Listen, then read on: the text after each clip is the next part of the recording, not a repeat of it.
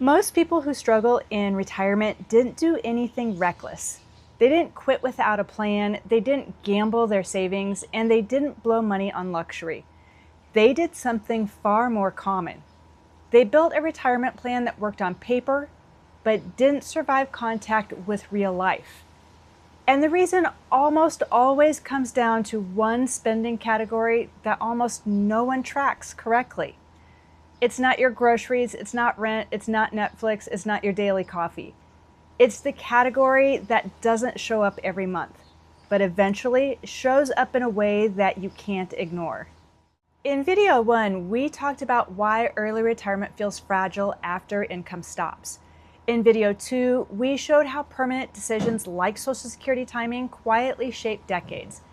And in video 3, we explained why the first 5 years are the danger zone.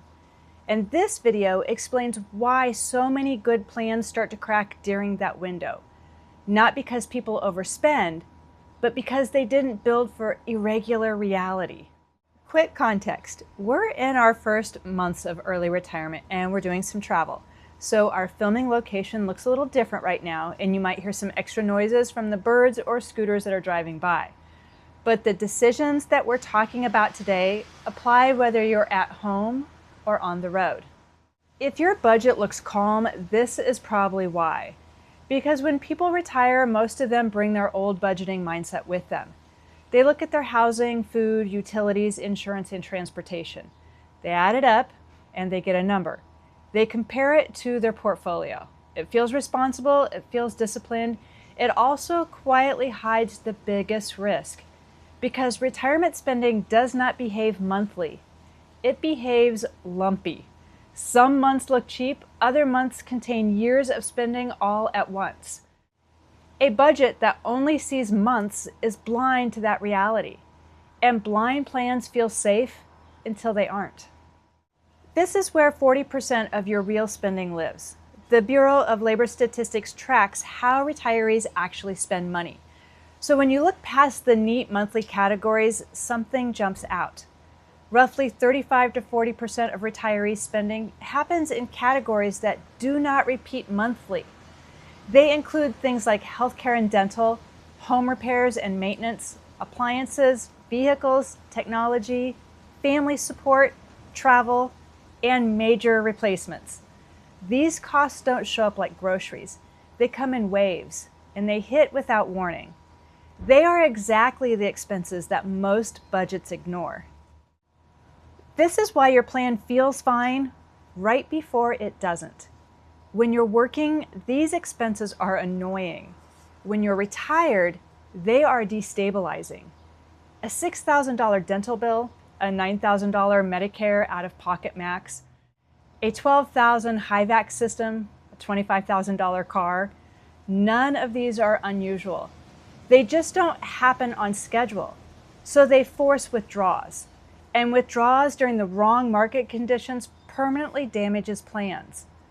That's why this category is so dangerous. This is where $15,000 surprises come from.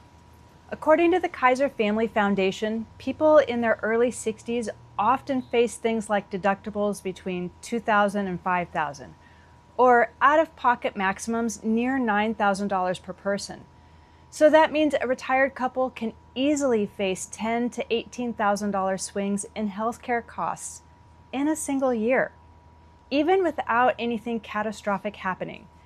And that's not a monthly expense. That is a financial shock. And it happens repeatedly over time. These next costs are ones that you already owe. You just don't know when. Home maintenance is often estimated at 1% to 4% of a home's value per year. So on a $300,000 home, that's $3,000 to $12,000 annually, but it doesn't arrive evenly. It shows up as a new roof, or some plumbing, high vac, or even new appliances. And cars behave the same way. A $30,000 car every 10 years equals $3,000 per year, but it arrives all at once. Budgets ignore timing. Your account doesn't. This is why the danger zone feels so expensive, because the first 5 years of retirement are when people want to travel. They fix deferred maintenance, they have healthcare patterns that change, and older vehicles start to age out. But at the same time, Social Security is not yet optimized. Spending patterns are unstable, and market sequence risk is highest. So this category spikes right when flexibility matters most. And that's not bad luck, that's reality. And this is what nobody warns you about. One of the first things that we noticed after retiring wasn't how much we spent. It was how every expense felt. So a $2,000 repair used to be annoying, but now it feels heavier. Not because we can't afford it, but because there's no paycheck coming behind it. And that awareness changes everything. And this is how good plans quietly get damaged. When a few of these expenses hit close together, people don't calmly adjust. They panic. They sell, they claim Social Security early, and they lock in decisions. And that's how short-term stress becomes long-term damage. This is why timing matters more than totals. Most people think that sequence risk is about the market. It isn't. Sequence risk is about the forced withdrawals at the wrong time. Markets go up and they go down. That alone doesn't hurt retirees. What hurts retirees is having to sell when markets are down. This hidden spending category is what forces that. When a $15,000 medical bill arrives during a market downturn, you don't get to wait for a rebound. You have to sell. And that sale permanently removes shares that can recover. That is how sequence risk becomes real. This is where fear makes permanent choices. When several large expenses arrive close together, people stop feeling on plan. They feel exposed, they feel behind, and they want something stable. That's when Social Security starts to look tempting. Not because it's optimal, but because it feels safe. When they claim it early, the fear is gone. But years later, they realize that decision narrowed their options forever. And this is how a roof replacement at age 63 becomes a lifetime income problem. This is what changed when the paycheck stopped. One thing that we noticed almost immediately in early retirement was how unpredictable life feels financially. Not because our numbers changed, but because reality became visible. There is always something, a repair, a medical bill, a replacement. So when you're working, those things fade into the background. But when you're retired, they step into the spotlight. And that doesn't mean that you're failing. It means that you're seeing the truth. Now, this is the fix that most people never hear.